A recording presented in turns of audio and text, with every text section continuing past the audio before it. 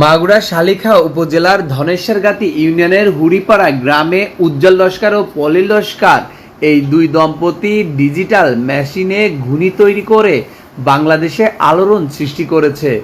2013 সাল থেকে শুরু করে এখনও চলছে ঘুনি তৈরির কাজ। প্রতিদিন 8 থেকে 10টি ঘুনি বানান তারা। বাংলাদেশে এমন ডিজিটাল মেশিন এই প্রথম আবিষ্কার করেছেন বলে দাবি করছেন এই দম্পতি। চলুন যাই দেখে আসি এই ঘুনি তৈরি করার পদ্ধতি।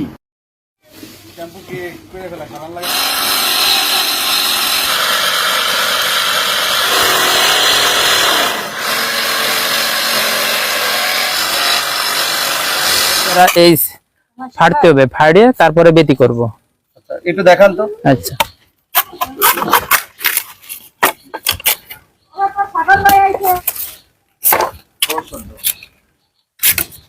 দেখান তো। কথা বলেন না, থামেন। মনিটাইজেশন দিচ্ছে, ওতে আর সংসার চলে না। বাঁশ দিয়ে এই যে ঘুনি তৈরি করার বেতি তৈরি করলাম, এখন যাব সেই ঘুনি বানানোর শলা তৈরি করতে। এ দেখেন, এখন আমরা শলা তৈরি করব এই মেশিন দিয়ে।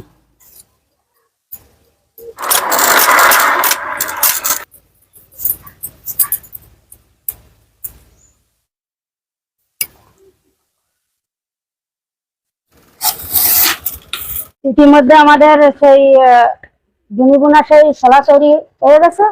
এখন আমরা যাচ্ছি সেই গুনির গাউট বুনি।